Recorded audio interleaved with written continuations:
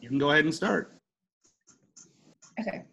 Stop and think about all the electronic devices in the possession of millions of Americans right now.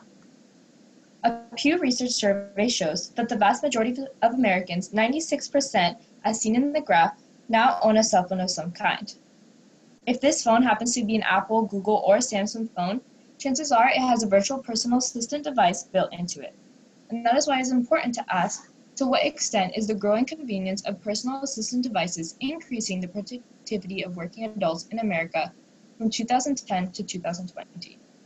To answer this, personal assistant devices are increasing the productivity of working adults in America because they allow people to care for their homes from anywhere, they increase the effectiveness of marketing, they connect several services, they create new jobs, but there are some issues such as their ability to be highly distractive. So one of the primary draws of these devices is the ability to care for homes from anywhere. As can be seen in this video clip, Alexa, set the temperature at home to 71 degrees. And turn on the lights. this man is able to care for his home from his car, which is a place that would be otherwise unproductive. This is one of the big draws of these devices, and this is understood by Amazon, the creator of Alexa. So writers at an e-management journal explain this further by saying that the advantage of virtual personal assistant devices lies in their flexibility and their potential to be used in various ways. People love the ability to check things off from their to-do list and easily complete tasks. So another big draw of these devices is the ease of marketing that they present for bigger companies. Companies like Amazon use Amazon's choice as the second product recommendation when you buy a product off of Alexa. These devices, as stated by a Harvard Business Review author, Nawaji Jawar, they'll become the primary channel which people get information, goods, and services, and marketing will turn into a battle for their attention.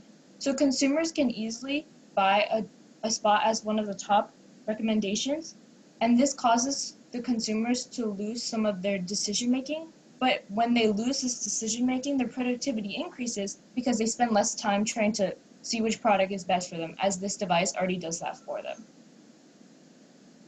So one of the other bigger draws of these devices is their universal service. As can be seen here, people are unable to tell between a skill being a third-party skill or a native skill to the device. In the past, big tech companies have been against each other, but in recent years, Amazon, Apple, and Google announced that they would be working together to make smart home products compatible, as stated by technology reviewer Brian Chen at New York Times. This allows these companies to control the industry, but it also makes it so that consumers don't have to switch between device and device to get the same product and the same service. They have it all together in one product, which makes them increase their productivity because all they have to do is say one thing and they're able to create all these effects. So these devices create a growing new workforce. As can be seen here in the graph, computer system design and related services are in the top 3 industries with the largest projected employment growth. This increase in jobs comes from the knowledge and using sector, which increases the education of the people in our community, as well as their productivity because they are able to have a job and they're not being forced out of jobs that are losing growth. The U.S. Bureau of National Labor Statistics shows that productivity overall has been on a steady incline since the introduction of these devices into the market. There are some cons, however, to these devices. There is a high potential for distraction. As can be seen here, all of these devices, the voice-activated systems in cars, are above moderate distraction levels, with the majority being in high distraction levels. Research shows that drivers can be distracted for 27 seconds, even when they're using cars' voice controls. Now, this may be dangerous, but it is still a strong option for people who would otherwise use their phones, regardless of the voice-activated systems.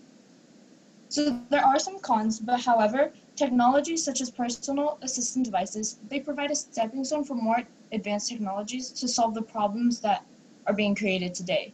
They should be allowed to continue in their growth and to flourish so that consumers can better increase their productivity and that America can have a better overall workforce. Thank you.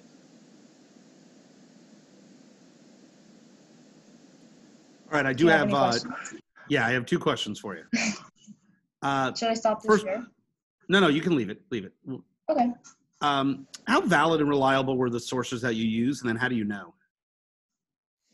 So the sources that I use all came from reliable and like time trusted sources. So I use sources like Harvard Business Review, the Foundation for Economic Education. So these are sources that are, this is their primary, this is what they're experts in, and this is what they, really dedicate their time to. So I made sure that all of my sources, they came from a specific designated database, and they didn't just come from like Google or something like that. They all came from trusted, reliable sources with good scientific data to back them. Okay. And if you had more time, what additional research would you do on this? So I would do more research about the driving, because driving is one of the bigger aspects where I think that these devices are going to move into. Because, I was talking about productivity, and driving is where like a lot of people just spend a lot of their like mundane time focusing on the road. So when technology advances together, I think that all of these things will start to like blend together, and I think that'll be a really good, interesting thing to research about its effect in that aspect.